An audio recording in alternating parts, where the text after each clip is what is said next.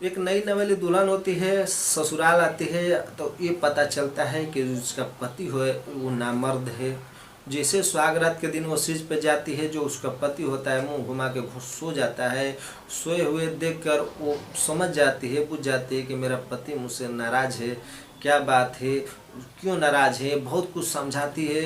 वो जो उसका पति होता है चेहरा घुमा के सुहा ही रह जाता है। फिर धीरे धीरे उसको पति का अपने ऊपर हाथ फेरती है, सहलाती है और धीरे धीरे उसके प्राइवेट पार्ट के पास जाती है।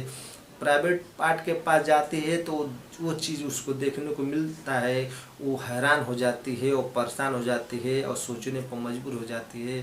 फिर अपने पति से ये बोलती है कि मेरी ज़िंदगी तूने बर्बाद क्यों किया, मेरी ज़िंदगी बर्बाद आपको नहीं करना चाहिए। जो उसका पति होता है ये बोलता है कि तुम्हारे ही घर वाले आके दबाव दे रहे थे कि जल्दी मेरी बेटी से शादी कर लो, मेरी थोड़ी गलती है कि मैं तो जो लड़की होती है ये बोलती है कि तुम्हें तो पहले बता देना चाहिए ना, तो मैं एक नामर्द हूँ। जो लड़का होता है ये बोलता है कि अगर मैं बता दूंगा नामर्द हूँ तो मेरी समाज में क्या इज्जत रह जाएगी। जो लड़की होती है बोलती है कि तुम समाज की तुम्हें पड़ी है, मेरी भरी जवानी का क्या होगा। फिर जो उसका नामर्द पति है वो जाता है अपने एक दोस्त को लाता है और दोस्त को ला के अपने रूम में छोड़ देता है। बोलता है कि आज मेरी बीवी के साथ पूरी रात तुम सुहागरात मना लो। जो उसका दोस्त होता है जिसका नाम रामू होता है बहुत ही हट्टा कट्टा होता है। जो लड़की होती है जिसका नाम राधा होता है वो 18-19 साल की होती है और जो रामू होता है 27-28 साल का होता है।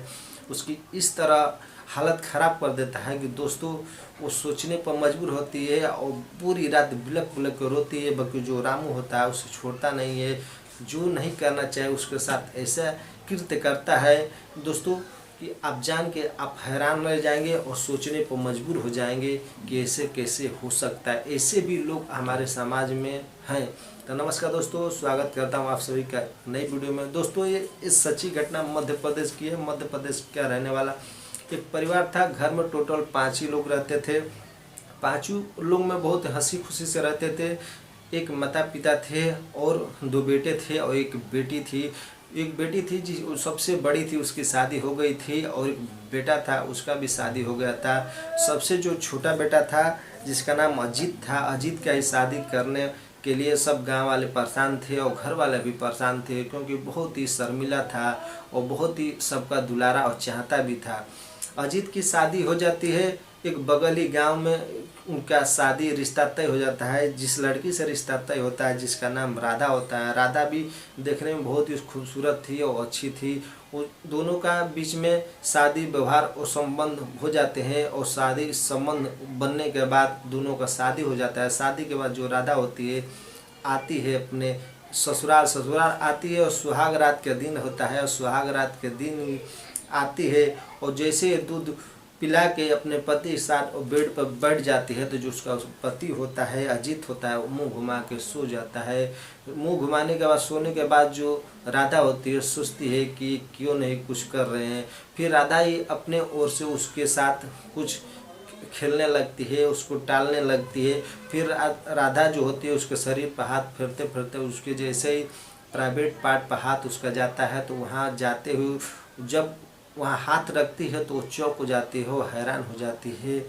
फिर अपने पति से पूछती है कि तुम अगर ये थे, तुम नामर्द थे तो मेरी ज़िंदगी क्यों बर्बाद की। जो उसका पति था वो बोलता है कि तुम्हारे घर वाले ही दबाव दे रहे थे कि जल्दी शादी कर दो। मैं ये सब बात तुमको बताने ही वाला था कि मैं एक नामर्द हूँ, मैं ये हूँ, मैं शादी नहीं कर सकता।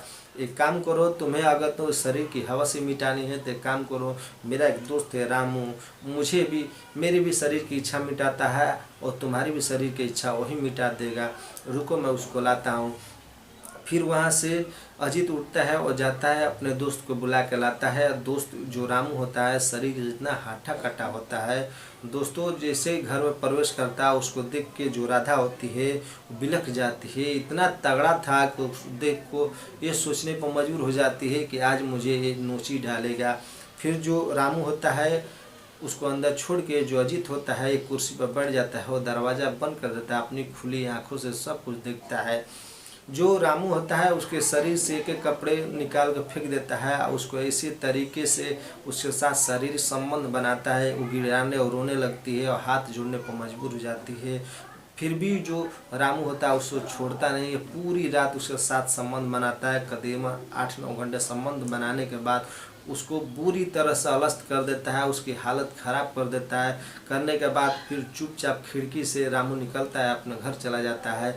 जो अजीत होता है अपनी बीवी के साथ सो जाता है। ऐसे ही दोस्तों कुछ महीने चलते चलते जो राधा होती है प्रेग्नेंट हो जाती है। प्रेग्नेंट होने के बाद ये बात अपने मायके में बताती है कि मेरे साथ जो मेरे पति है अजीत है, मेरे साथ दूसरे अपने दोस्त को बुलाते हैं और मेरे साथ संबंध बनवाते हैं। वो एक नामर्द है, मैं वहाँ नहीं जाऊँगी, मैं इस बच्चे को गिराऊँगी, नहीं तो अपनी जान दे दूँगी। जो उसके भाई थे वो आते हैं और जो अजीत होते हैं उसके पिता से बात करते हैं।